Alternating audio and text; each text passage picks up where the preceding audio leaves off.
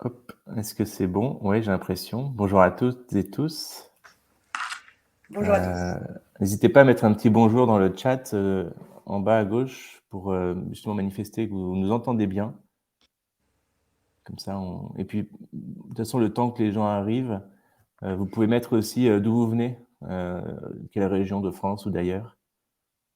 Moi, par exemple, je viens d'Orléans. Enfin, j'habite à Orléans en ce moment. Toi, t'es où, Bénédicte, du Et coup? moi, je suis région parisienne. D'accord. C'est presque pareil, finalement. Moi, je mets une heure pour Oui, venir à Paris. regarde, on est tout près, finalement. C'est ça. Parce que je vois qu'il y a déjà pas mal de monde. Alors peut-être, de toute façon, bon, le temps que les gens arrivent, je vais vous dire un peu comment ça va se dérouler. Donc, vous avez donc le chat sur lequel vous pouvez interagir. Donc pendant le, il y en a qui viennent de donc Lyon, Antibes. Antibes, c'est sympa comme coin, hein. Mm, Ouais, c'est pas mal. Nice, il y en a qui ont de la chance quand même.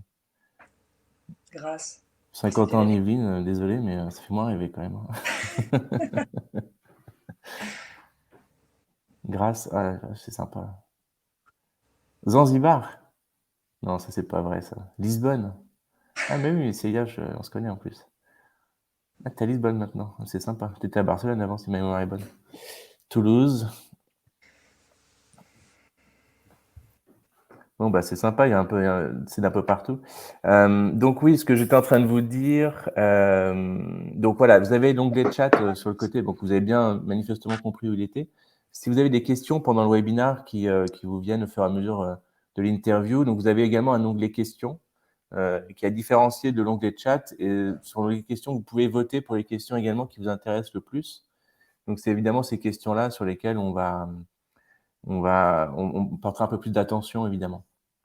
On s'est dit qu'on répondrait plutôt aux questions à la fin de l'interview, mais on verra quand même si effectivement ça vient vraiment compléter ou si ça peut me permettre de rebondir aussi. Dans ce cas, on n'hésitera pas aussi à s'appuyer sur vos interactions, en tout cas. Donc je vois qu'on est déjà assez nombreux, on va se laisser encore 2-3 minutes. En tout cas, merci à tous et tous pour votre participation, c'est super. À chaque fois, on fait à peu près un webinaire par mois chez JobMaker et à chaque fois, il y a toujours plus de monde, donc c'est sympa, ça nous encourage à poursuivre voilà, ce rythme-là qui nous permet aussi de vous partager un peu notre vision de l'écosystème RH, des évolutions RH, des tendances RH du moment aussi. Alors, je ne vous cache pas que pour moi, c'est un peu différent. Généralement, j'ai l'habitude de dérouler un pitch que j'ai appris par cœur avec voilà, des parties bien structurées. Là, pour le coup, on a fait le choix avec Bénédicte de plutôt partir en mode interview, parce que finalement, c'est elle le centre du sujet. Je mets un peu la pression là, désolé, Eh hein. ouais, mais c'est mollo quand même. Mais avec cette idée justement de, voilà, on teste un nouveau format, donc moi, c'est assez nouveau aussi. Donc voilà, je vais essayer d'être le plus performant possible. En tout cas, j'ai travaillé mon sujet, donc ça devrait bien se passer quand même. Oui, comme moi, j'ai pas travaillé le mien, Et ben voilà, c'est je parfait. compte sur toi. En plus, c'est pas vrai. C'est pas tout à fait vrai. Bon, et ben on va pouvoir démarrer. Alors donc, rebonjour à toutes et tous, il y en a sans doute qui sont arrivés entre-temps. Donc pour ceux qui ne me connaissent pas, donc je suis Arthur Philippe, je suis psychologue du travail de formation. Ça fait maintenant une quinzaine d'années que je travaille dans la HR Tech. J'ai la chance de travailler pour pas mal de belles startups RH, des boîtes comme Assess First, comme le groupe Hello Work, comme CV Catcher par exemple. Et donc il y a 1 an et demi, j'ai pris la direction de JobMaker, donc qui est une solution digitale d'accompagnement de carrière qui donc généralement est proposée aux collaborateurs en amont des entretiens de mobilité ou des entretiens RH au sens large, avec cette finalité qu'ils aient une véritable posture d'offreur de compétences lors de l'entretien, de rendre possible le fameux message « Soyez capitaine de votre carrière ». Donc, comme je vous le disais tout à l'heure, chez JobMaker, on a l'habitude de faire des webinaires, on en fait à peu près un par mois généralement. Et notre idée, c'est à chaque fois vous partager un peu avec des experts ou d'autres startups les sujets RH du moment et l'actualité. Donc aujourd'hui, la question qu'on va aborder avec Bénédicte, c'est la question de la mixité en entreprise. C'est un vrai défi pour les organisations aujourd'hui. Et comment est-ce qu'avec l'approche systémique, justement, on va pouvoir répondre à cet enjeu? Donc, je vais te présenter, Bénédicte. Donc, en fait, on s'est rencontrés il y a déjà quelques mois maintenant, puisqu'ensemble, on a construit un programme digital, le programme Aligné, qui a été développé par JobMaker et qui répond justement spécifiquement aux enjeux de la mixité dans les organisations. Donc, Bénédicte Crucis, donc, qui est systémicienne et fondatrice du cabinet Meetwiz, donc, qui est spécialisée dans l'accompagnement des relations humaines par l'approche systémique stratégique. Elle est convaincue par cette approche et passionnée par les dynamiques interindividuelles, et elle porte la conviction que ce ne sont pas les personnes en tant que telles qui dysfonctionnent, mais plutôt leurs relations. Elle est par ailleurs membre du bureau CIPRES, donc qui est le syndicat des praticiens en systémie, et elle accompagne les cadres, managers, les dirigeants dans la découverte du modèle et de sa mise en application. Donc bonjour Bénédicte.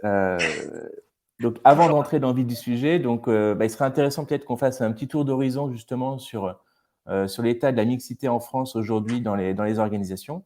Et donc je tiens par ailleurs à préciser ici que le programme donc Aligné a été co-construit avec le groupe Suez, et d'ailleurs c'est la seule entreprise du CAC 40 aujourd'hui dont la CEO est une femme. Donc selon toi Bénédicte, quand on parle de mixité, ça t'évoque quoi? Alors, c'est un grand sujet. Moi, je ne suis pas une spécialiste en tant que telle de la mixité, parce que moi, ma spécialité, c'est plutôt les relations humaines. Mais en tout cas, ce qu'on peut voir, en tout cas d'un point de vue plutôt social et d'organisation, c'est que finalement, cette notion de mixité, elle est arrivée progressivement il y a quelques années, sur un constat qui était évidemment de devoir changer des choses. Sauf que, en tout cas de mon point de vue, et encore une fois, vous allez voir, je vais beaucoup parler de ma vision du monde, donc vous avez le droit aussi de ne pas adhérer. Mais en tout cas, il me semble qu'on a imposé cette mixité sans prendre en considération la manière dont ça peut être pris, les conséquences relationnelles, et donc aucune dynamique relationnelle qui est prise en considération de ces mixités. Donc on parle beaucoup de quotas, on parle beaucoup de changements nécessaires, et donc ce qu'on peut constater, alors c'est pas toujours le cas, mais dans certaines entreprises ou dans certaines cultures d'entreprise, on se retrouve avec une espèce de confrontation, et c'est ce dont on va parler, entre le point de vue de la jante masculine et le point de vue de la jante féminine.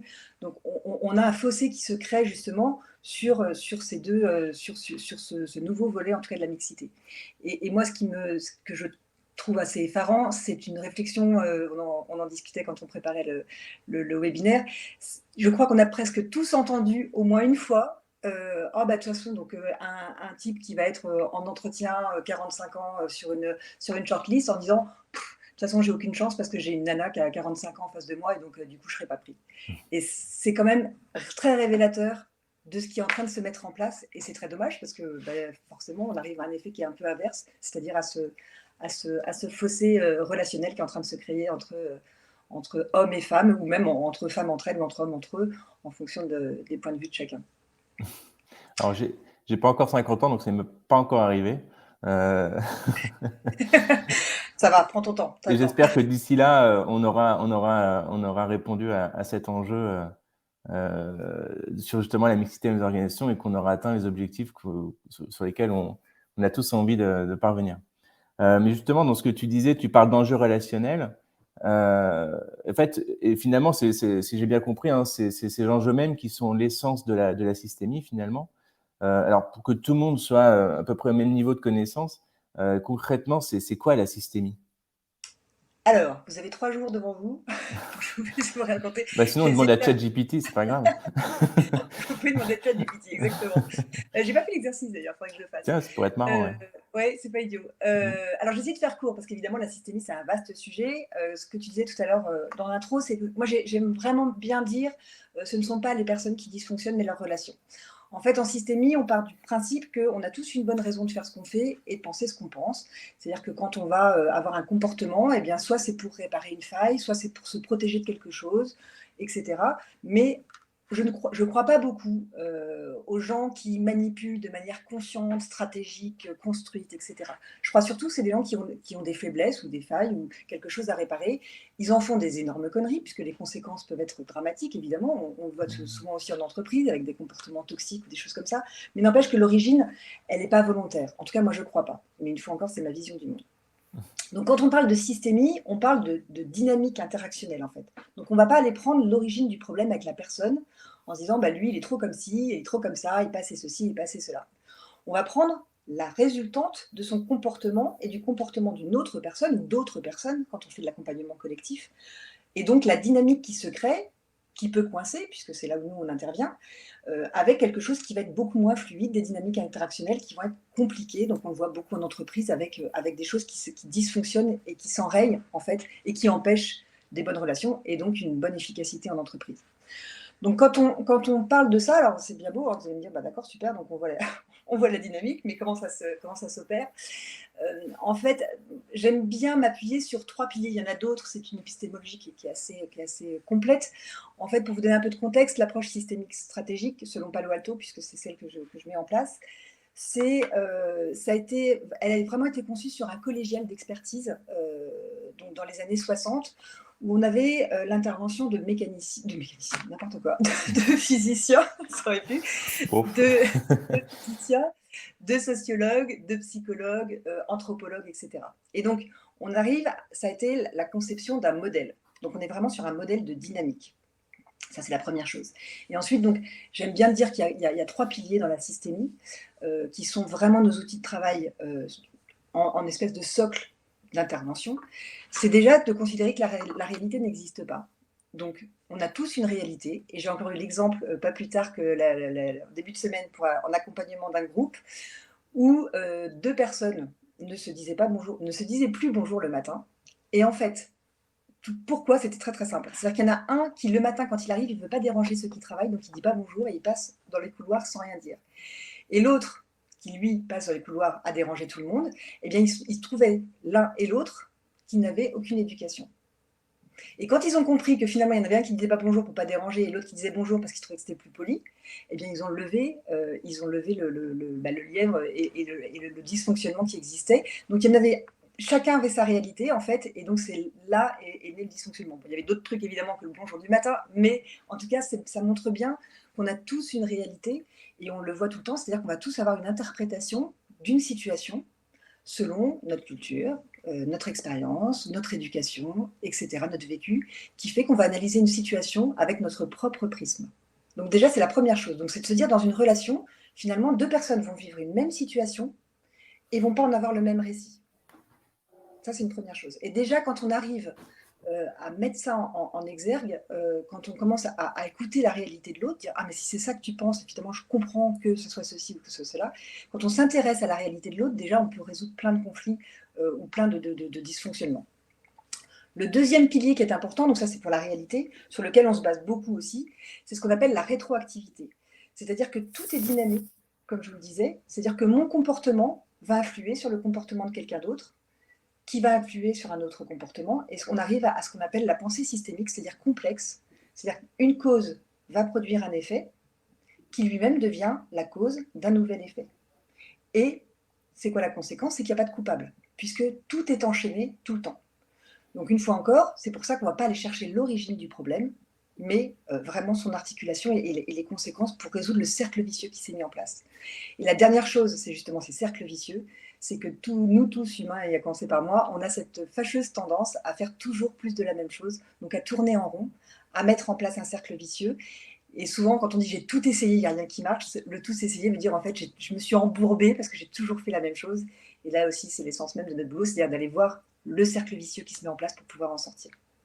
Je m'arrête, parce que sinon on va exploser le temps, donc j'arrête. Non, mais c'est super intéressant. Franchement, je regrette il y a 15-20 ans, quand j'étais en école de psycho, de ne pas avoir eu de cours vraiment dédiés à ça, même si on a abordé le sujet un peu de manière en surface, disons, mais effectivement, il y a de la matière à aller creuser. D'ailleurs, il y a une question dans le sondage, si vous voulez y répondre également, donc n'hésitez pas à y aller. En tout cas, merci, c'est un sujet vraiment passionnant. Mais du coup, si j'ai bien compris ce que tu m'as dit, et tu me corriges si je me trompe, hein, mais ou alors vraiment j'espère que j'ai bien compris quand même.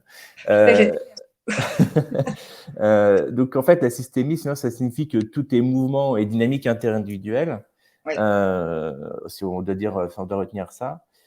Et finalement, donc, ce que tu nous as expliqué également, c'est que donc, le déploiement et la mise en place de la mixité est une affaire de relation, du coup, hein, si on fait le parallèle. Donc finalement, de manière pragmatique, dans quelle mesure cette approche, pour toi, peut répondre aux enjeux de la mixité dans les organisations? Alors, pour moi, en fait, c'est ce que je vous disais tout à l'heure, c'est qu'on est en train de créer un fossé, en fait. Parce qu'on ne considère pas, en tout cas, la réalité des hommes. Alors, c'est un peu caricatural mon affaire, mais on va le faire de manière assez. Enfin, ça a le mérite d'être simple. On ne considère pas ce changement des hommes qui avaient cette habitude-là d'avoir plus de postes à responsabilité, avoir moins de femmes, en tout cas dans leur entourage. Et puis on ne fonctionne pas de la même manière, hein, il faut être objectif. Et donc on est en train de les forcer. Il y a une image que j'aime beaucoup utiliser quand je fais mes formations ou même quand je fais des illustrations, c'est que c'est comme si on essayait de forcer un âne. Donc vous imaginez un âne, alors je ne dis pas que les hommes sont des ânes, hein, je préfère tout de suite le dire, mais Bon, c'est il comme y en si a quand même, hein. il y en a quelques-uns, mais il y a des Ouais. femmes là-dessus, donc ça va. En fait, c'est comme si vous aviez un âne et vous tirez sur sa longe pour l'emmener dans un enclos. Sauf qu'un âne qui n'a pas décidé d'avancer va se tanker sur ses pattes de derrière, n'avance plus et vous n'en ferez plus rien. Et pour moi, quand on force le trait comme ça, quand on met des quotas, quand on oblige les gens, eh bien, on est en train de tirer sur la longe avec en face une résistance. Alors, évidemment, c'est pas systématique, c'est pas à chaque fois, etc. Et une fois encore, c'est ma vision du monde. Et il y a d'autres façons de faire, parce qu'à force de tirer, on peut aussi faire craquer, hein. Mais en tout cas, le premier mouvement, c'est de se tanker sur ses pattes arrière et donc de ne plus avancer. Et donc, pour moi, l'enjeu de la mixité peut être accompagné par de la systémie, parce que tout l'enjeu, c'est d'aller discuter avec son âne pour lui dire, voilà, on peut aller vous pouvez continuer à résister comme vous le faites, ou en tout cas ne pas être dans cette dynamique-là de ce mouvement et de ce changement, mais ça risque de coincer parce que on va continuer à mettre des quotas en place, ou alors on peut travailler pour comment on fait pour lui faire accepter, ou en tout cas lui faire comprendre, se pencher sur sa réalité, et pouvoir avoir cette courbe du changement qui soit plus fluide grâce aux dynamiques interactionnelles. Ça me fait penser à ma prof de biologie au collège qui me disait: «On ne donne pas à boire à un âne qui n'a pas soif». Alors, c'est exactement la même chose. Sauf que, mais alors, du coup, j'aime bien l'image que quand ça se tanque, parce qu'on le voit tous, l'âne qui est Ah oui, tanké. complètement, ouais. Voilà. Et pour l'anecdote, j'ai un client qui m'a envoyé une photo d'un vécu. Donc maintenant, j'utilise la photo de ce client parce il m'a dit c'est exactement ça, j'ai tellement compris. Et quand on regarde, quand on veut forcer quelqu'un à faire quelque chose, plus on va tirer, plus ça va résister. Oui, puis en fait, finalement, ça va creuser un fossé aussi et ça va creuser des écarts et finalement, du coup, ça rend le problème irréconciliable quelque part. Et Exactement. en fait, on va crisper les gens et, heu, et ça va plutôt faire lever des défenses finalement, C'est tout plus à fait ça. que et du coup, on passe à côté de l'objectif in fine. On est en rupture, on est vraiment, et c'est comme ça qu'on arrive en rupture. Quand on a, sur ces mêmes sujets d'évolution, en fait, tout ça, c'est une courbe de changement. On a tous une résistance face au changement, qui est bien normale et qui est humaine. Et en fait, la systémie, en vraiment s'occupant de la réalité de l'autre, de voir les comportements, etc., permet d'accélérer, en tout cas de fluidifier cette courbe du changement que vous connaissez peut-être, mais donc qui est au début du déni, de la colère, résistance, etc. Puis on arrive sur l'acceptation. Ces courbes, elles peuvent être plus ou moins fluides. Et la systémie, avec les piliers dont je vous ai parlé, c'est vraiment, ça permet de l'accompagner et d'aller vers un mouvement collectif qui est plus fluide que quand on tire sur le fameux âne.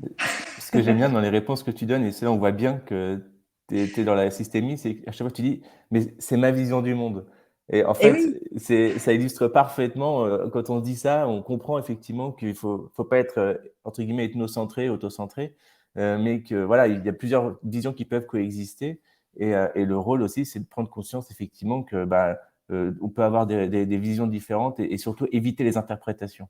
Ça parfois, et d'ailleurs c'est valable, enfin dans tous les sujets, hein, mais quand on commence à interpréter ce qu'un tel aurait pu penser que machin, alors que ça se trouve on est 9 cas sur 10 on se plante complètement, hein. Et complètement. c'est ce qui crée d'ailleurs des tensions et des conflits, au-delà de la mixité, mais dans les entreprises, dans les organisations, entre différents Partout. pays et cetera. Dans les couples Ouais, aussi. oui, c'est ça. Mais partout, Ouais, ouais. c'est ce qui est chouette, c'est ce qui me passionne aussi, c'est que c'est Mmh. relationnel. Donc, quelles que soient les relations, on rencontre de la systémie. Et alors, pour répondre à ta question et pour rebondir, ce qui est bien pour essayer de comprendre la réalité de l'autre, c'est de faire de la reformulation. Ouais. Déjà de le rejoindre dans sa réalité. Pour reprendre l'exemple, pour rester dans le sujet, donc moi j'ai eu cette réflexion-là de dire, bah, de toute façon, j'ai aucune chance. Je suis en face d'une femme qui a 45 ans. Et donc, bon, alors comme je baigne un peu dedans, donc maintenant c'est un peu plus automatique. Mais donc je lui dis, mais c'est vraiment ce que tu crois? Il me dit, bah ouais. Je dis, mais c'est horrible. Je dis, parce que, enfin, Et c'est vrai que c'est horrible parce que et il n'a pas complètement tort quelque part dans certains environnements en plus. Donc, on peut pas lui dire, bah non, tu peux pas dire quelque chose comme Mmh. ça. Donc, et quand j'ai commencé à lui dire c'est horrible, et ben là directement il me dit oui, enfin bon, peut-être pas complètement, etc. Et là on arrive à une discussion parce que il y a une prise en compte de sa réalité. Et déjà on crée du lien quand on fait ça. Mmh. Quand on se rapproche de la réalité de l'autre, on crée toujours du lien et c'est comme ça qu'on construit une relation. Mais c'est, effectivement, je comprends pourquoi tu dis qu'on pourrait en parler pendant des heures et c'est super intéressant. Je vais quand même devoir avancer un peu. Oui, pardon. Non, Et non, alors mais moi, c'est moi qui t'emmène en digression et c'est mon défaut, donc je sais qu'il faut que je. j'ai un truc qui me perturbe, c'est que je suis décalée sur mon écran. Je sais pas pourquoi ça fait ça, c'est bizarre. Donc, ce Ah, qui fait que je parle et je me vois bouger quand je ne parle plus. Tu vois, j'ai 2 secondes de décalage. ah, bah ça, Bon, ouais. tu vas me regarder parce que Bah, en tout sinon cas, moi, c'est pas ce que je vois, donc c'est peut-être bon, bah, juste ça toi. va. C'était ça la question C'est une surtout question de et moi point de je vais vue, hein. Mais voilà, je vais masquer le retour vidéo, ce sera beaucoup voilà, c'est ok, bon. parfait. Merci. Pardon. Non, non, mais je t'en prie. Donc, pour revenir justement sur le sujet aussi autour du programme aligné, donc moi, du coup, c'est un programme qu'on a lancé il y a 6 mois maintenant, et donc ça m'a permis d'échanger avec pas mal de réseaux de femmes dans les organisations et dans les entreprises également. Et en fait, donc, ce que je peux constater à l'unanimité, c'est que toutes ont témoigné du fait que c'est maintenant un sujet ultra stratégique pour leur organisation, soit d'un point de vue business, d'un point de vue image, d'un point de vue marque employeur, etc. Et qu'en même temps, c'est très difficile, j'ai l'impression pour eux, de mettre en place des actions concrètes, opérationnelles. C'est-à-dire que, OK, on fait les constats, mais maintenant, comment on fait? Et donc, pour ça, donc, comme je le disais, il y a des réseaux internes qui ont été créés, donc qui font la promotion de la mixité, sauf qu'on se rend compte d'une entreprise à l'autre qu'il y a des moyens assez hétérogènes et que souvent, ça se décline en stratégie de communication sans forcément permettre une réelle mise en mouvement des femmes. Et donc, finalement, aujourd'hui, la question que se posent les entreprises, c'est au-delà de la com, comment est-ce que je peux faire en sorte d'accompagner individuellement chacune d'entre elles. Donc, le programme aligné, je fais un peu la promotion, désolé, hein. Mais donc, c'est un programme digital pour le coup, donc tente de répondre à cette logique et cette nécessité. Et de ton point de vue, bah, qu'est-ce que tu penses de l'alchimie entre le digital, justement, et l'approche systémique et l'approche humaine? Alors, d'emblée, on pourrait dire: «Oh là là, ça ne va pas du tout ensemble». Parce que finalement la systémie, c'est tout sauf de la normalisation, puisqu'on est dans la réalité de chacun, puisqu'on est toujours dans ce mouvement et dans cette vague-là, et donc de surfer avec la réalité de l'un et des autres, de l'homéostasie, de la rétroactivité, etc. Je vais pas revenir dessus. Donc, quand on commence à normaliser les choses avec quelque chose qui se décline, et on avait eu la discussion sur aligner, puisqu'au début, je voyais pas très bien comment on allait pouvoir Ouais, mettre des mots sur systémie. Donc finalement, moi ce que je trouve chouette par rapport au digital, c'est que comme la systémie, c'est une manière de penser, et donc finalement d'agir, on est vraiment dans une pensée systémique. La pensée naturelle, pour faire une petite parenthèse, et humaine qu'on a tous, c'est cause égale effet. Ma machine à laver tombe en panne parce que le joint est foutu. mmh, La pensée systémique, c'est de dire ma machine à laver tombe en panne parce que le joint est foutu. Le joint est foutu parce qu'il a été mal posé. Il a été mal posé parce que la personne qui l'a posé venait de s'engueuler avec sa femme. Il s'est engueulé avec sa femme parce que les enfants avaient des mauvaises notes à l'école. Ils ont des mauvaises notes, etc. etc. Donc, c'est une manière de penser. Donc, pour moi, c'est déjà au-delà de la résolution de problèmes, au-delà de l'accompagnement pur, avoir cette pensée systémique, c'est une ouverture, ou en tout cas, c'est changer son regard et c'est changer sa vision du monde. On est presque dans de la philosophie, en fait. mmh, Et donc, c'est par ça que le digital peut aider, c'est-à-dire en ouvrant cette espèce de manière de penser, en tout cas cette nouvelle manière de penser. Et donc, je crois beaucoup à la découverte du modèle, ça fait partie un peu de mes chevaux de bataille, je trouve que c'est tellement chouette de pouvoir en parler. Et puis comme ça peut peut-être se voir, j'adore ça. Et donc, un peu. oui, je sais, je peux pas trop te cacher. Mais c'est génial, j'adore. Mais et donc je crois que l'outil digital peut vraiment aider là-dessus, c'est-à-dire de commencer à se dire ok, finalement c'est pas la faute de machin si ça fonctionne pas. C'est quelle est ma part de responsabilisation, quelle est ma part, comment je m'inscris dans un système, comment je m'inscris dans ce monde-là, et comment j'ai ma part de responsabilité dans les relations que je suis en train de créer. Alors c'est pas de se culpabiliser, attention, c'est de se responsabiliser. C'est pas la Ouais, même chose. tout à fait. Et d'ailleurs, moi, alors je vais pas prêcher pour ma paroisse, mais enfin, finalement aussi quand même, mais c'est, quelles que soient les solutions digitales, moi, pendant 10 ans, là, ces dernières années, j'ai vendu des solutions digitales un peu bouton magique qui allaient régler l'alpha et l'oméga de toutes les questions RH qu'on peut se poser en interne. Bah, en fait, ça a ses limites et effectivement, le digital enfin, il n'y a pas de il y a pas de bons outils sans pilote, quoi. Et le RH, les personnes spécialisées donc, sur tes sujets sont éminemment indispensables pour venir soutenir une action justement portée par le digital qui crée une dynamique collective et globale, mais Mhm. qui, si c'est laissé comme ça, tel quel, sans derrière un second rideau d'accompagnement, on passe à côté de l'objectif finalement. Je Donc, suis complètement d'accord. ça Et peut d'ailleurs, on le voit dans plein de domaines, hein. On le voit, moi, je viens dans le monde de la santé. Une application, par exemple, pour l'observance des traitements, pour le bon suivi des traitements des patients qui vont prendre des traitements, ce qu'on appelle au long cours, c'est-à-dire sur une grande période. Eh bien, l'application qui va être mise en place, il y a beaucoup d'applis aujourd'hui qui sont mises en place pour aider ces patients, eh bien, elle est 2 fois plus utilisée par ces patients quand le médecin est accompagnant. bah, Donc, c'est ça. je te rejoins complètement. Et je pense que c'est effectivement l'appli et le digital est un outil, est un moyen, mais il peut pas vivre tout seul en fait. Il faut C'est qu'il pas soit une accompagné. finalité. Non. Ça peut pas être et je pense que c'est voilà, faut prendre pour ce qu'il est, un outil, Mm, tout à fait. avec des biais comme tous les outils et s'il y a pas l'humain à côté pour corriger les biais, pour, nuancer aussi, pour, prendre en compte la singularité de l'individu dans l'accompagnement, finalement, ça reste une démarche très plaquée et ça permet quand même de passer à l'échelle et de créer une dynamique collective. Heu, Mm. là où on peut pas toujours nécessairement dans des grands groupes accompagner, Eh bien, non. 5 000 femmes individuellement, c'est pas possible.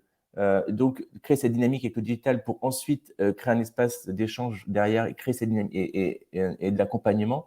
Mais il faut au départ créer une dynamique collective et c'est là où je pense que l'association des 2. D'ailleurs moi en tant que psychologue aussi, déontologiquement, je ne pourrais pas, créer une machine qui se substitue à l'humain, Ben, ça n'aurait aucun sens. non. Et puis une fois encore, on n'est pas tous ouverts à cette façon de voir les choses. Oui, Donc l'idée aussi, c'est que c'est une première porte d'entrée, en oui, fait. c'est Donc ça, ça crée une ça dy permet de voilà et c'est des personnes qui sont sensibilisées, qui ont envie qui ont envie de changer, parce qu'il y a des personnes qui n'en ont pas envie et qui préfèrent rester, dans leur modèle et c'est très mmh, bien comme ça. bien sûr. Et bien ça permet en tout cas l'outil digital permet de faire un premier balayage. Je suis d'accord. Mmh mh. Exactement. Puis il y en a, quand même à qui ça peut suffire aussi pour créer Oui, une mise en mouvement, hein, c'est pas tout interdit à non fait. plus. Non plus. Et alors moi, ce que j'ai également observé dans mon petit tour des entreprises là, parce que finalement moi, le sujet de la mixité, c'est assez récent pour moi. Je dois dire que par le passé, dans mes différentes expériences, c'est pas des sujets que j'ai souvent adressés, donc c'était aussi une découverte. Et ce que j'ai observé aussi, c'est que, très souvent, malheureusement, alors il y a de la com qui est faite en interne, c'est souvent adressé quand même un peu toujours aux mêmes personnes, les élites, les top managers, et du coup, ça peut donner le sentiment parfois que certaines femmes peuvent se sentir exclues, pas invitées à la table quelque part, et ça s'illustre encore mieux quand on voit, alors je dis pas, c'est pas je suis pas dans une démarche manichéenne, hein, mais souvent on voit aussi un peu des Wonder Woman, qui à 35 ans manage une BU de 1500 personnes et qui sont montrés en exemple pour montrer que finalement tout le monde peut y arriver. Et en fait, moi, ma perception, c'est que parfois, ça peut aussi avoir l'effet inverse, c'est-à-dire de complexer les individus, enfin les femmes en l'occurrence, plus que de promouvoir les enjeux qu'on cherche à mettre en avant. Donc, pour revenir à la systémie, est-ce que c'est une approche qui peut justement permettre d'inclure globalement toutes les femmes? Alors, la systémie, oui, de toute façon, elle inclut tout le monde. Ça, c'est une certitude. Et je te rejoins complètement juste pour, aujourd'hui, je trouve qu'on est alors c'est une fois, je vais dire, c'est ma vision du monde, je vais arrêter de le dire du coup parce que tu Bah oui, mais c'est systémie. moi, je trouve qu'aujourd'hui, on est dans un monde de performance, de records, d'excellence. Il faut, la morning routine, pour les femmes qui est devenue même presque une caricature. Et en fait, je suis complètement d'accord avec toi, on crée une scission parce que on n'est pas dans la considération de la réalité de chacun. Et donc, c'est vraiment dans ce qu'il faut montrer. Et quand tu parlais de ces femmes de 35 ans qui réussissent, et c'est super, enfin, Bah je veux oui. dire, Mmh. sauf qu'effectivement, ça peut créer une sorte de frustration. Et la systémie, c'est vraiment justement, une fois encore, comme on considère la réalité de tout le monde, comme on l'intègre, c'est comment je m'inscris dans un mouvement. C'est-à-dire, par exemple, moi, je vais être une femme qui est plutôt pas confiance en moi ou qui ne va pas oser alors que j'ai de la ressource.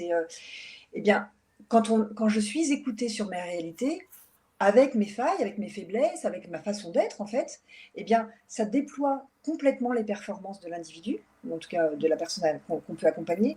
Pourquoi? Parce que déjà, on va l'aider à sortir de ces cercles vicieux.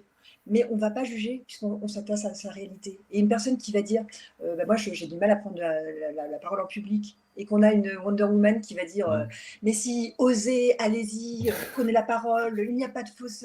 Ça ne se décide pas en fait. Et l'exemple, j'ai pu voir, on ne va pas citer l'origine, mais une vidéo l'autre jour sur les 6 clés pour ne pas faire de burn-out. Mais je trouve Mmh. ça horrible. C'est horrible. On ne décide pas de ne pas faire de burn-out. Et une personne qui est la vraie candidate au burn-out, c'est celle qui, ou candidat d'ailleurs, c'est la personne qui peut pas faire autrement en fait, qui préfère se Mmh. coucher à 3 heures du matin avec une boîte mail vide qu'à 11 heures avec 45 mails non traités. Parce Mmh. que de toute façon, si elle se couche à 45 minutes, elle ne va pas dormir ou elle se réveillera à 2 heures du matin. C'est ça. Et ça ne se décrète pas. Le changement, il ne se décrète pas. Il peut s'accompagner, il peut se mûrir, etc. Mais le changement, il ne se décrète pas, il s'accompagne. Mmh mh. Donc, je m'écarte un peu du sujet, mais pour Non, répondre non, à ta non, mais question, effectivement, il y a un risque de culpabilisation, de mettre voilà, ces exemples. Et il en faut, et c'est très bien, mais des bien femmes sûr. inspirantes. Mais voilà, décréter une posture à avoir, décréter un changement de comportement, décréter, moi j'y crois pas beaucoup en fait. Je crois que ça s'accompagne et ça se fait beaucoup avec beaucoup de tolérance surtout. Parce qu'on Je n'est jamais meilleur que quand on sait qu'on a des faiblesses et que bah, du coup on se dit bon bah là ok, là je merde et je suis pas complètement au point. J'ai par exemple moi un souci de contrôle, quand je vous parle de mail je sais un peu de quoi je parle. Et ben je le sais, et de le prendre à la rigolade, les gens avec qui je travaille le savent aussi, et donc du coup ça met du lien parce que c'est beaucoup plus facile à gérer, à commencer par soi-même. je vais faire une analogie, de quelqu'un qui connaît bien, c'est que ça revient à dire: «Vous avez juste à traverser la rue pour trouver un boulot», quoi. Oui, et c'est exactement ça. Et C'est exactement ça. ça crispe en fait, on se dit, «Oui, mais enfin, c'est» et ça peut parfois être perçu comme une démarche condescendante finalement et Oui, en plus. donc il faut En faire plus attention. parce que, bah, c'est le premier pilier, hein. C'est-à-dire qu'on n'écoute pas la réalité de l'autre. Bah, c'est ça. Donc Il bah y a oui, mais qu'un c'est faucon, facile. quoi. Exactement, et c'est facile. Bouge-toi. Moi, j'y arrive, donc pourquoi tout le monde devrait y arriver? Et il y a aucune considération de la réalité de l'autre, donc on crée le fossé. Mais c'est parfois d'ailleurs, il y a une tendance un peu là-dessus, je dévie un peu aussi, mais c'est pas grave, et les discours excessifs des coachs de vie qui disent: «Mais si, toi aussi tu peux y arriver, machin», mais enfin, il faut c'est pas il suffit pas de le dire quoi, ça s'accompagne. C'est vraiment, ça peut manquer parfois un peu de bienveillance, je trouve. Sans et c'est pas volontaire. C'est pas, Non, c'est juste de la c'est pas malveillance, ça voudrait dire que c'est volontaire, c'est plus de la maladresse plutôt dans à la c'est de la limite. mais alors là, on s'éloigne du sujet, mais Non, mais c'est regarde, tu vois, quand tu vas avoir, quelqu'un de ton entourage, un proche qui vient, de se faire, larguer, ou qui vient de perdre son boulot, par exemple, ouais, 1er réflexe qui est hyper humain, et c'est: «Mais t'inquiète pas, ça va aller. De toute façon, ouais, regarde, ton boulot, tu supportais plus ton chef, ça fait des années que tu me dis que tu voulais changer», et cetera. Et ben ça, on n'aide pas la personne parce qu'en fait, elle se sent isolée. Elle souffre parce qu'elle a l'amour-propre, parce qu'elle vient de se faire bien virer, sûr, parce que c'est compliqué, elle angoisse, et cetera. Ne serait-ce que dire: «Je comprends que tu aies les boules et je comprends que ça soit hyper dur. Qu'est-ce c'est qu'on ça. peut faire et comment on peut, œuvrer? Peut-être tu as besoin de pleurer un bon coup, tu veux qu'on aille se boire une bière, un verre ou je sais pas quoi». Et ben, on se remet dans la réalité de l'autre et on l'aide beaucoup plus, en fait. Exactement. Et on va l'aider à sortir beaucoup plus vite que si on lui dit: «Bah, allez, bouge-toi, ça va le faire», et cetera. Une écoute active, Exactement. Mais là, on s'éloigne complètement du sujet, je c'est crois, hein. ça. Ouais, mais on tourne autour quand même, c'est pas le Regardez pas très contraire non loin. plus, voilà. Et d'ailleurs, du coup, moi, par rapport à ça, pour revenir sur le sujet de la mixité, donc ces réseaux que j'ai pu, à qui j'ai pu m'adresser ces derniers temps, je vois qu'il y a aussi certains groupes qui ont un peu de mal avec cette démarche de réseau, exclusivement féminin, par exemple, et donc du coup, qui ont maintenant tendance à les ouvrir aussi aux hommes. Bah, c'est quoi ta vision sur le sujet, finalement? Alors, c'est toujours pareil, c'est-à-dire que, bah, super d'ouvrir, enfin, je veux dire, c'est génial parce que, bah, c'est du relationnel, c'est considérer, bah, les particularités de chacun. On est quand même tous reliés. On Mmh. L'humain est un animal social, donc on va pas commencer à faire des clans. Après, et ça n'engage vraiment que moi, je pense que peut-être, les femmes aujourd'hui ou jusqu'à présent avaient moins cette facilité de créer de la cooptation entre elles, que faisaient les hommes, ou que le font les hommes. Mais une fois encore, c'est ma vision, c'est mon interprétation, peut-être que je ne suis pas dans les bonnes Non, mais sphères. je crois que enfin, si on sort de la vision, d'un point de vue statistique, c'est juste. Hein. Ah ben voilà, merci. Parce que Donc, voilà. jamais réfléchi. Mais en tout cas, donc c'est mon ressenti. Et ces réseaux de femmes, je trouve, en tout cas, pour en avoir côtoyé quelques-uns et puis voir un peu comment je vois beaucoup de gens en entreprise, j'ai l'impression que ça commence à se développer un peu, cette cooptation entre femmes, et qui est chouette aussi. Donc je pense que ça a permis ça. Je pense qu'il faut rester souple. Je pense qu'on est tous reliés. On a tous une bonne raison de faire ce qu'on fait, et que finalement, il n'y a pas de, comme dirait Edouard Baird, c'est une phrase que j'adore dans Astérix Obélix, il n'y a pas de bonne, de mauvaise situation. Je crois que chaque situation, c'est le principe, hein. Une situation va générer quelque chose, va provoquer quelque chose, et ben, on peut faire une autre démarche qui va provoquer autre chose. Et ça ne sera pas mieux, moins bien, ça sera différent en fait. Mmh. Et pour moi, ça c'est quelque chose de... je vais citer une de mes amies à qui j'ai un jour, je lui dis: «Ah, ça m'énerve, j'ai rien fait de l'après-midi». Elle me dit: «Non, tu as fait autre chose». Et ça, c'est très juste parce que c'est faire différent et les conséquences seront différentes. Ce ne sera pas Mmh. mieux, moins bien, ça va amener sur un autre terrain. Donc, d'avoir que des réseaux de femmes, pourquoi pas, si ça crée quelque chose. De mettre des hommes, pourquoi pas, est super, parce que ça va créer encore autre chose. L'idée étant que tant qu'il y a du lien et il y a de la relation, voilà, je crois qu'on pourra soulever des montagnes, mais après, ça c'est Et puis, ça, c'est plus philosophique. ce serait paradoxal de vouloir régler la raison de la mixité qu'entre femmes, de toute façon. Ben, j'ai compris. Ça va pas. C'est, Ça va pas trop ensemble. Ça me fait pas... mais il faut que les hommes comprennent aussi, dans quelle mesure c'est un enjeu pour eux aussi. Et d'ailleurs, on le voit bien de manière très globale, hein, les pays où les femmes sont marginalisées, n'ont pas de place dans la société, c'est pas les pays qui se développent le mieux. Donc, par analogie, dans les entreprises, on peut considérer aussi qu'une entreprise plus inclusive aura une meilleure santé. Alors, même si à la limite, on n'a pas envie, d'un point de vue business, déjà, c'est positif pour tout le monde. Donc, c'est de manière très pragmatique une démarche à adopter qui va dans le bon sens pour tout le monde, quoi. Ouais. Et si on pousse un peu plus le bouchon, moi aujourd'hui, ce que je regrette quelquefois un peu, c'est en France, on a quand même des difficultés à accepter différents profils, hein, que ce soit alors, au-delà de toute considération de mixité, ne serait-ce que dans le système scolaire, par exemple, on normativise, oui, Mmh. beaucoup et peut-être trop, parce que c'est cette diversité-là, que ce soit homme-femme, que ce soit créatif, que ce soit Oui. bordélique ou psychorigide, que ce soit... Le tout est de trouver le terrain d'entente. Alors peut-être que tout mon discours fait un peu bisounours, mais si on arrive à s'accorder, ça peut être compliqué, mais en fait c'est ça qui fait la richesse. C'est ce qu'on appelle le principe de totalité quand on parle de systémie, on approfondit un peu. C'est que la somme est Mmh. beaucoup plus importante que chaque individu additionné. Et pour moi, c'est cette diversité-là qui est riche et qui doit être exploitée. Alors, parfois, il y a du boulot, parce que c'est pas toujours facile, mais c'est ça qui est chouette, quoi. Bon, super.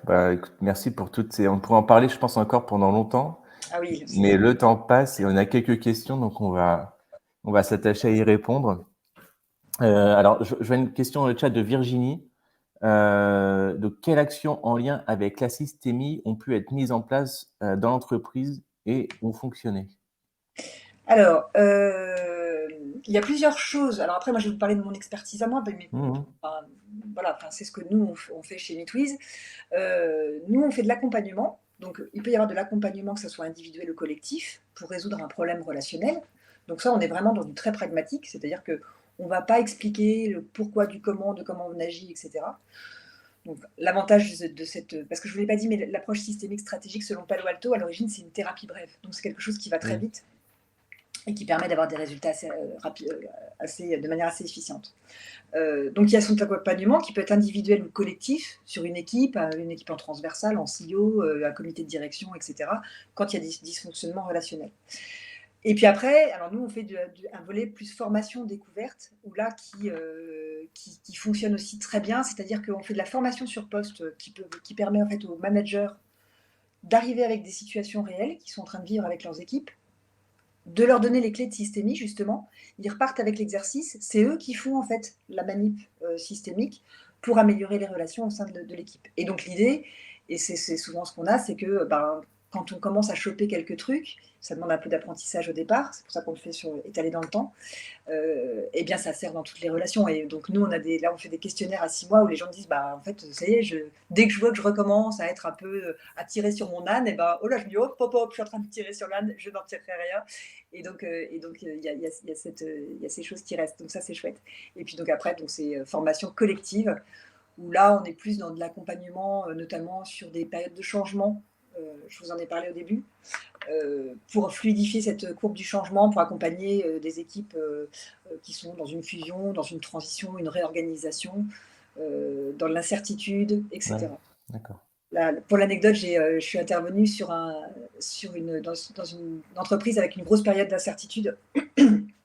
Et donc, je leur expliquais comment accompagner. Donc, c'était pour les managers. Donc, la formation consistait à leur expliquer les piliers de la systémie pour qu'ils puissent eux-mêmes accompagner leurs équipes.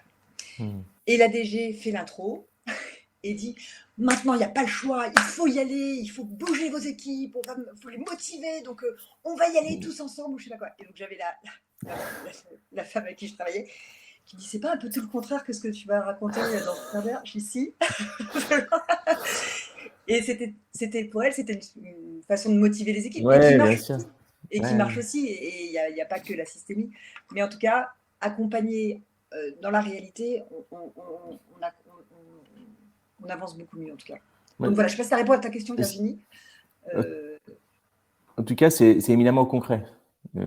Et ça, c'est intéressant, je trouve. On n'est pas sur des concepts, c'est vraiment, opérationnel, c'est concret, oui, et donc du coup orienté résultat quelque part. oui, complètement.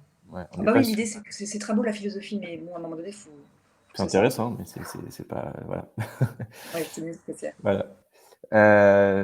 Question de d'Anne-Sophie, du coup. Alors, là, ça va être intéressant. Je comprends, mais en même temps, on voit notamment avec la loi Copé-Zimmermann que les quotas sont la seule solution réellement efficace, dans les chiffres.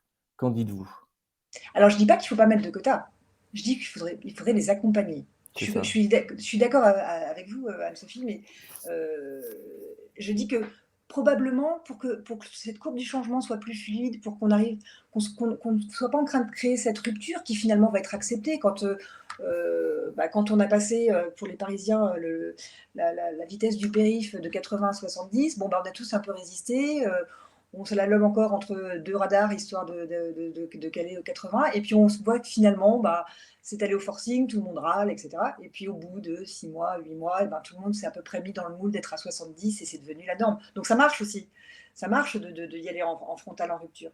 La systémie, ça permet vraiment d'accompagner de manière vraiment de manière plus efficace et donc plus rapide, et donc de retrouver une harmonie et une cohésion d'équipe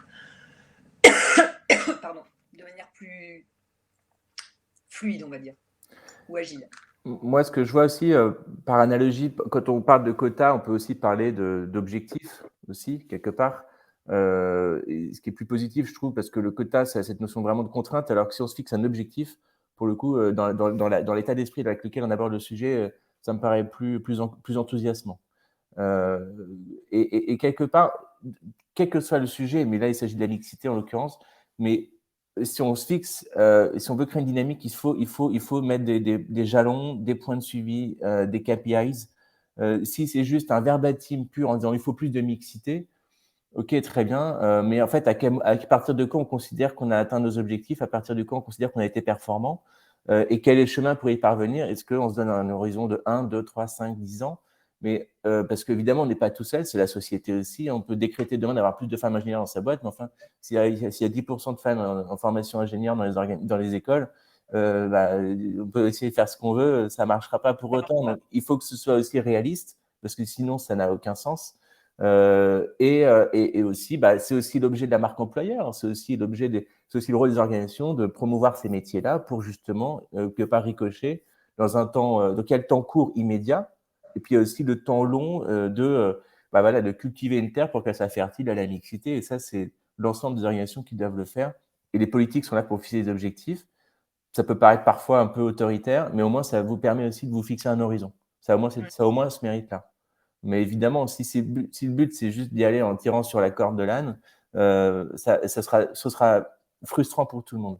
Donc il Ouais. faut aussi que tout le monde se sente impliqué par ses objectifs. Tristan. Donc finalement, la systémie en entreprise ne serait-elle pas un moyen au service d'une finalité, éthique ou non, pour que les salariés soient plus performants et ainsi permettre aux dirigeants d'entreprise d'atteindre leurs objectifs, souvent économiques? Alors, déjà, salut Tristan, Oui, bonjour Tristan. je le connais. Euh, alors, effectivement, alors oui, parce que de toute façon, il y a pas mal de enfin, d'enquêtes, de questions, oui, d'enquêtes, qui montrent que les bonnes relations en entreprise sont source de performance.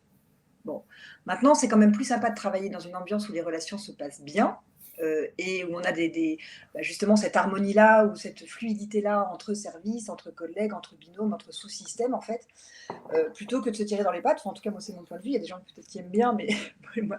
Donc, j'allais dire, l'objectif, oui, il peut atteindre des objectifs économiques, que ce soit éthique ou pas, des objectifs économiques, c'est certain, mais même un objectif qui est beaucoup plus social, c'est-à-dire de se lever le matin et d'aller au boulot en sachant qu'on va avoir des bonnes relations, qui ne sont pas forcément des gens avec qui on partira en vacances, on est bien d'accord, mais en tout cas des relations plutôt harmonieuses, de se caler, il y a aussi un enjeu de santé mentale aussi qui est là-dedans, parce que demain, il y a tellement, enfin demain, aujourd'hui, il y a tellement de souffrance en entreprise, avec le télétravail, les modalités, le contexte économique, le contexte écologique, politique, etc., qui quand même pèse aussi beaucoup sur chacun d'entre nous, et ben les gens sont pas très bien. Et moins ils sont bien, plus ils sont tendus, plus ils sont tankés sur leur position. Et donc c'est là où on a des frictions. Et donc ça, on est dans un cercle vicieux. Donc il y a vraiment, il y a ce double enjeu, j'allais dire, qui est, à mon sens, plutôt alors, bien-être, j'ai horreur de ce mot-là, mais L'épanouissement. d'harmonie, en Oui. tout cas, au sein de ces relations d'entreprise, et qui finalement, oui, découle sur un objectif économique, puisqu'on est plus efficace quand les relations sont bonnes. Et puis pour filer le trait, en ce moment, on parle beaucoup de fidélisation des collaborateurs, d'engagement des collaborateurs. Enfin, bon, j'enfonce une porte ouverte, mais on peut facilement comprendre qu'une entreprise où les relations sont saines et de qualité, sera plus facile pour les collaborateurs de s'engager. Surtout aujourd'hui, les jeunes générations, ils s'embarrassent pas trop, hein. Si ça se passe pas bien, ils s'en vont et puis basta, ils trouvent un job ailleurs. Ils ont le pouvoir, donc c'est aussi la qualité des relations qui va faire que les gens vont vouloir s'engager plus longtemps dans vos projets. Voilà, donc il y a aussi cet enjeu qui est évidemment important. Alors, une question de Sylvia qui vient d'arriver. Enfin, pas Sylvia, hein, la question. Enfin, j'espère. Euh, alors, j'avais une petite coupure de connexion. Ah non, je n'ai pas complètement tort non plus, du Ah coup. non, oui, non, non.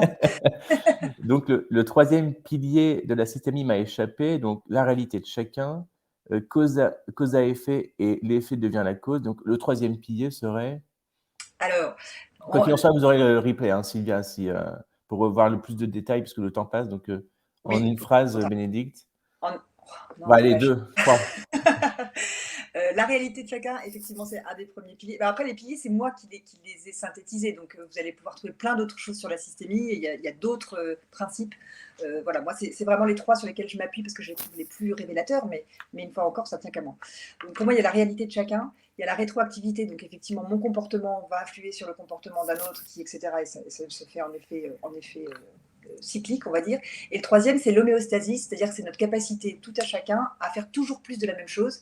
C'est-à-dire quand on a un objectif, en général, on se dit j'ai tout essayé. Et quand on dit tout essayé, c'est qu'on est en train de tourner en rond à grande vitesse et qu'on a du mal à regarder la situation avec un autre regard et de manière différente. Donc ça s'appelle l'homéostasie, si vous voulez le recaser dans les dîners ce week-end.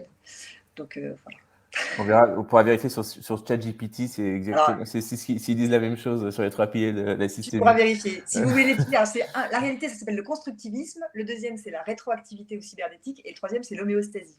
Comme ça, vous avez un peu de matière pour le dîner Après, ce il faut week-end. pas, ChatGPT peut se tromper aussi, attention. C'est vrai. Donc là, on arrive au terme de notre webinaire. En tout cas, merci beaucoup, Bénédicte. Peut-être un petit mot pour conclure. Qu'est-ce qu'on pourrait dire par rapport à, en une phrase, là, sur tout ce qu'on vient d'échanger, concrètement En une phrase, alors je n'ai pas forcément de conseils parce qu'évidemment on ne force pas un âne, à faire rentrer dans son à faire rentrer son enclos. Non, aujourd'hui ce qu'on peut dire c'est qu'il y a 2 pistes possibles. Soit, bah, les entreprises décident de mettre un peu de moyens, de se dire: «Comment je fais pour accompagner?» parce qu'évidemment, ça ne se fait pas sans un peu d'investissement, un accompagnement avec de la systémie.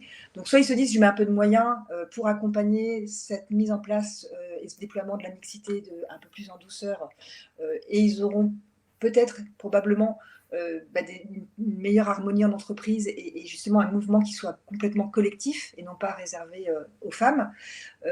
Soit ils se disent: «Bah non, moi de toute façon j'ai pas les moyens, je continue comme ça, j'y vais au forcing». Ils prennent le risque, bah, que ça soit un peu en rupture et justement d'abîmer un peu ces relations, interpersonnelles au sein de leur entreprise. Mais ça, c'est vraiment en fonction de la culture, de la direction et tout est respectable une fois encore, parce qu'on peut aussi arriver à des résultats en y allant un peu plus en frontal. Il n'y a pas de bonne ou de mauvaise situation. Merci.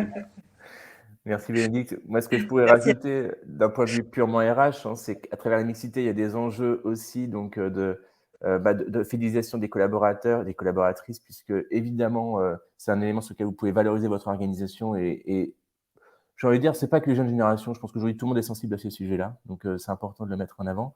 Mais en tout cas, ce qu'il faut faire attention, ce à quoi il faut se méfier, c'est les effets d'annonce où trop de com parfois tue la com et éviter ce que j'appellerais vulgairement le mixity washing slash greenwashing. Vous voyez ce que je veux dire par là. C'est vraiment mettre en place aussi des actions concrètes. C'est bien de le dire, c'est encore mieux de faire ce qu'on dit que de dire ce qu'on fait, quoi. Donc ça, c'est un point aussi sur lequel de ce que j'ai observé, trop de com, mettez aussi des actions concrètes. Ça va aider tout le monde. Voilà. En tout cas, merci beaucoup, Bénédicte. Eh ben, merci à toi, c'était un plaisir. Ouais, c'était très chouette. J'ai appris plein de choses. J'espère que vous aussi. Donc voilà, c'est un format un peu différent. J'espère que ça vous a plu. On va essayer on reproduira sans doute l'expérience parce que c'est vrai que c'est chouette aussi de pouvoir rentrer en profondeur sur des sujets, porter un peu, faire prendre un peu du recul aussi sur des situations qu'on rencontre tous aujourd'hui et sortir un peu aussi d'une logique commerciale, mais vous apporter, nous, plus de contenu, de matière pour que vous puissiez aussi réfléchir à vos stratégies RH. Donc voilà, ça va être aussi, on en fera d'autres des comme ça, en tout cas. Je suis assez convaincu enfin, c'est surtout vous qui nous direz si vous êtes convaincu par le modèle, mais en tout cas, moi, je suis ravi d'avoir fait avec toi, Bénédicte. Eh ben, Et écoute, puis c'était à parfait. bientôt, du coup, parce qu'on est amené à travailler un peu ensemble sur d'autres sujets, donc, enfin sur Ouais, ces sujets-là, mais pour d'autres groupes, donc ça va être sympa. ça va être chouette. Voilà. Merci beaucoup, Arthur. Merci beaucoup, à très Merci à bientôt. toi. Merci à tous et à toutes.